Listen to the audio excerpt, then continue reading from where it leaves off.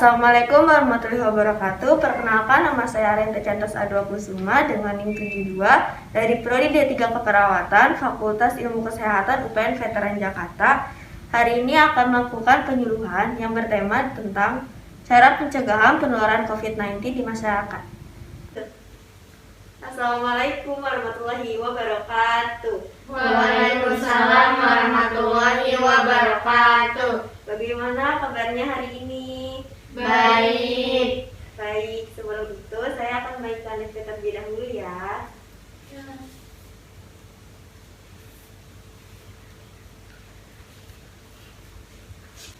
Nah, sekarang ada yang tahu nggak apa sih yang dimaksud virus COVID-19 itu? Jadi, virus corona atau Severe Acute Respiratory Syndrome Coronavirus 2 atau SARS-CoV-2 adalah virus yang menyerang sistem pernapasan. Penyakit akibat infeksi virus ini sering disebut COVID-19. Virus corona bisa menyebabkan gangguan ringan pada sistem pernafasan, infeksi paru-paru yang berat, hingga kematian. Virus corona adalah jenis baru dari coronavirus yang menular ke manusia. Virus ini juga dapat menyerang siapa saja, dari usia muda sampai lansia. Nah, kira-kira gimana sih cara pencegahan penularan COVID-19? Seperti yang ada pada leaflet, yang pertama kita harus menjaga kesehatan dan kebugaran agar stamina tubuh tetap prima dan sistem imunitas atau kekebalan tubuh meningkat.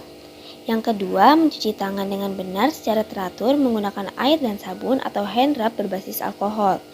Yang ketiga, jaga jarak setidaknya 1 meter dengan orang lain ya. Yang keempat, ketika kita batuk dan bersin, kita sebaiknya menutup hidung dan mulut dengan tisu atau lengan atas bagian dalam, bukan dengan telapak tangan. Nah, terus yang kelima, hindari menyentuh mata, hidung, dan mulut, dan itu sering disebut dengan segitiga wajah. Dan yang terakhir, gunakan masker dengan benar hingga menutupi mulut dan hidung ketika kalian sakit atau sedang keluar rumah. Bagaimana? Apakah sampai situ paham? Jika paham, saya akan lanjut ke selanjutnya ya. Nah, di sini udah pada tahu belum apa aja sih yang masuk ke dalam 5M? Nah, jadi yang termasuk dalam 5M itu yang pertama ada mencuci tangan, kedua memakai masker, ketiga menjaga jarak, keempat menjauhi kerumunan, dan yang kelima itu mengurangi mobilitas. Bagaimana? Jadi diingat ya apa saja yang masuk ke dalam 5M. Nah, salah satu untuk mencegah penularan virus corona adalah melakukan vaksinasi. Sekarang saya akan menjelaskan apa aja sih jenis-jenis vaksinasi COVID-19 yang digunakan di Indonesia. Yang pertama ada vaksin Sinovac, kedua AstraZeneca, yang ketiga vaksin Pfizer-BioNTech, lalu vaksin Moderna, lalu vaksin Sinopharm, lalu vaksin Johnson & Johnson, lalu ada vaksin CanSino, dan terakhir vaksin Sputnik V. Begitu. Nah, tadi kan udah tahu ya apa aja sih jenis-jenis vaksinasi yang ada di Indonesia. Nah, sekarang kenapa sih vaksinasi itu tuh penting? Kira-kira kenapa? Yo. Baik. Jadi, vaksinasi COVID-19 bermanfaat untuk memberi perlindungan tubuh agar tidak jatuh sakit akibat COVID-19 dengan cara menimbulkan atau menstimulasi kekebalan spesifik dalam tubuh dengan pemberian vaksin. Vaksinasi tidak hanya bertujuan untuk memutus rantai penularan penyakit dan menghentikan wabah saja, tapi juga dalam jangka panjang untuk mengeliminasi, bahkan mengeradikasi atau memusnahkan ataupun menghilangkan penyakit itu tersendiri. Bagaimana? Apakah sampai sini sudah paham? Jika sudah paham, mari kita lanjut ke materi selanjutnya ya. Sekarang kan di Indonesia banyak nih berita yang menyebar hoaxnya, terutama di COVID-19 nih. Banyak juga masyarakat yang kemakan hoax gitu.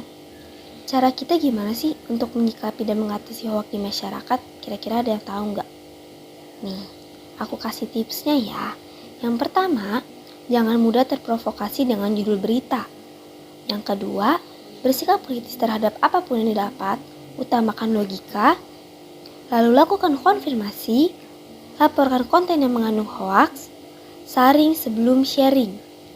dan jangan mudah percaya dengan gambar atau video yang muncul di internet.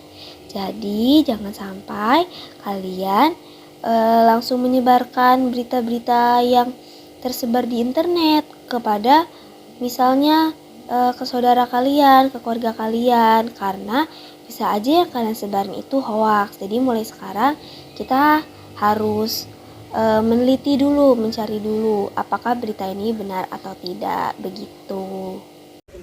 Nah, sampai di sini apakah ada yang ingin bertanya? Ya, silakan. Izin bertanya, apakah virus penyebab COVID-19 dapat ditularkan melalui udara? Nah, baik. Jadi, virus corona itu tidak dapat ditularkan melalui udara. Karena hingga saat ini, penelitian menyebutkan bahwa virus penyebab COVID-19 dapat ditularkan melalui kontak dengan tetesan kecil atau droplet dari saluran pernafasan. Begitu. Menjawab. Iya, sudah menjawab. Sekian penjelasan yang saya lakukan hari ini. Semoga ilmunya dapat bermanfaat. Kurang lebihnya mohon maaf. Wassalamualaikum warahmatullahi wabarakatuh. Waalaikumsalam warahmatullahi wabarakatuh.